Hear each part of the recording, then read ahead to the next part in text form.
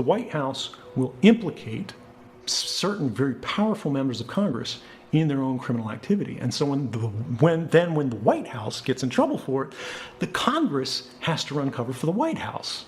And so what happened was Congress passed an emergency law in 2007 called the Protect America Act, which should have been our first indication this is a very bad thing, because they never name a law something like that unless it's something terrible. And what it did was it retroactively immunized all of the phone companies in the United States that had been breaking the law millions of times a day by handing your records over to the government, which they weren't allowed to do, simply on the basis of a letter from the president saying, please do this. And these companies went, look, now that we've been uncovered, now that we've been shown that we're breaking, or now that these journalists have shown that we've broken the law and violated the rights of Americans on a staggering scale that could bankrupt our companies because we can be sued for this, we will no longer cooperate with you unless you pass a law that says people can't sue us. And so then they go, it's an emergency law, we have to pass this now, we have to keep this program active. Bush is going to end the warrantless wiretapping program and continue it under this new authority where it's going to have some special level of oversight and these kind of things eventually. But for now, we just have to make sure people are safe. Again, they go to fear. They say, if we don't have this program, terrorist attacks will continue, people will die. Blood on your hands, blood on your hands, blood on your hands, think of the children. Protect America Act passes. The companies get off the hook. The Bush White House gets off the hook. The Congress, that was then sharing in criminal culpability for authorizing, or rather letting these things go by without stopping them, then passes in 2008 the Foreign Intelligence Surveillance Act, amendments of 2008. This is called the FAA, FISA Amendments Act of 2008. And rather than stopping all of the unlawful and sort of unconstitutional activities that the intelligence agency was doing, they continued it in different ways simply by creating a few legal hoops for them to jump through. Now, this is not to go say, these things aren't helpful at all. It's not to say they're not useful at all.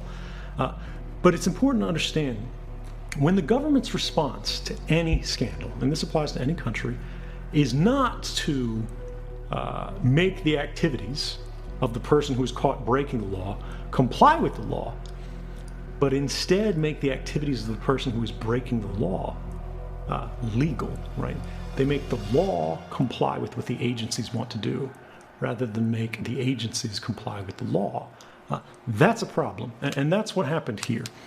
Now, the intelligence community's powers actually grew in response to this scandal in 2008 because Congress was on the hook and they just wanted to move on and get this over with. There were objections. There were people who knew this was a bad idea, but it passed on.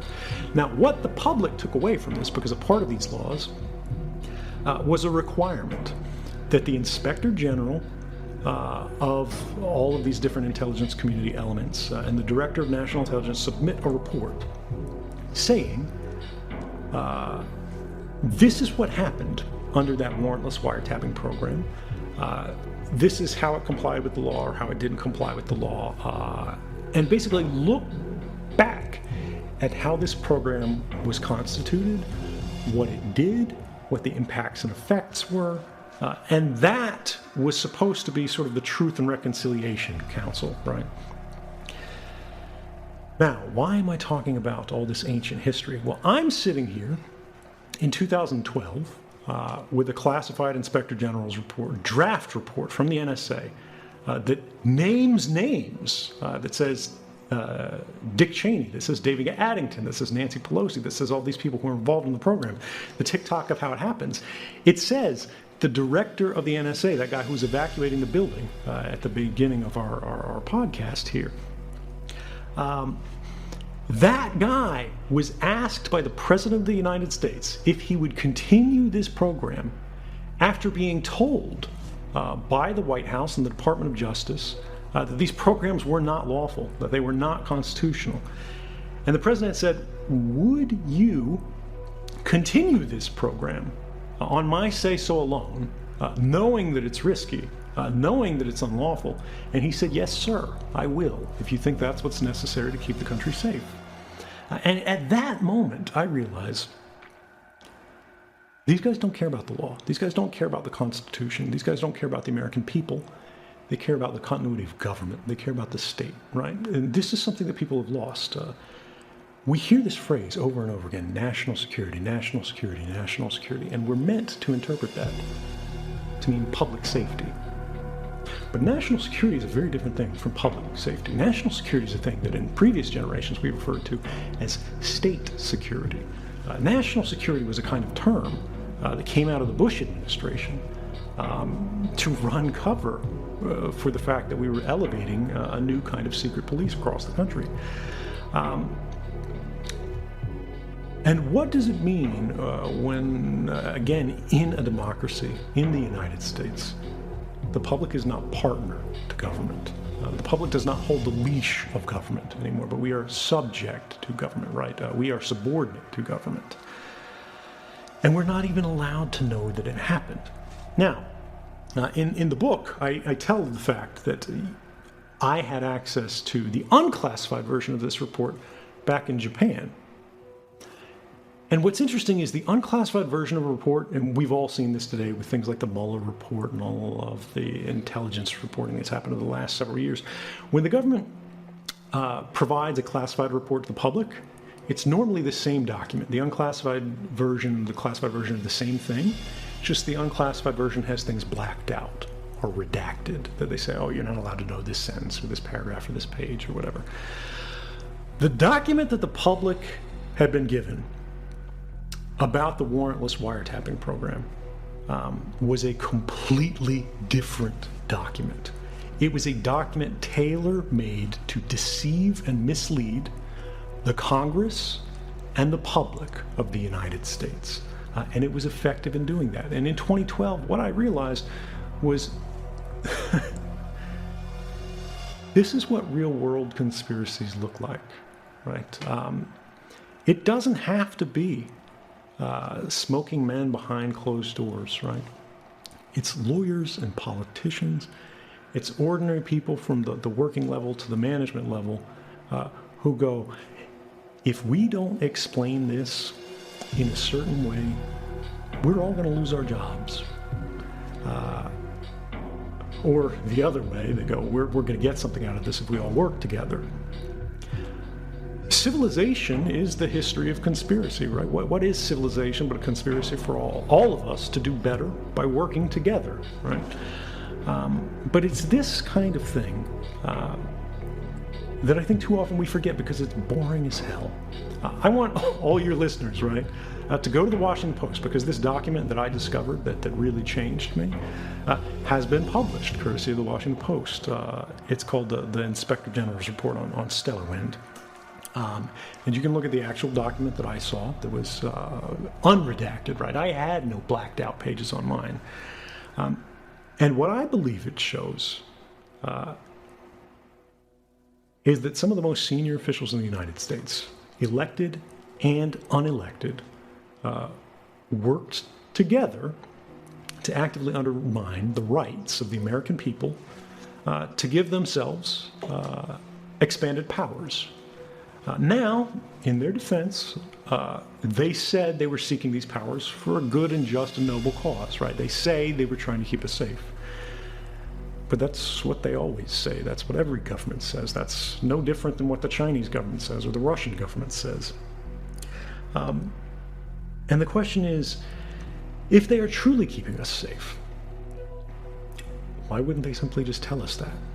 Why wouldn't they have that debate in Congress? Why wouldn't they put that to a vote? Because if they were, and they could convince us that they were, they'd win the vote. And particularly, we all know, like the Patriot Act passed, one of the worst pieces of legislation in modern history passed. Why didn't we get a vote? And I think if you read the report, the answer will be clear.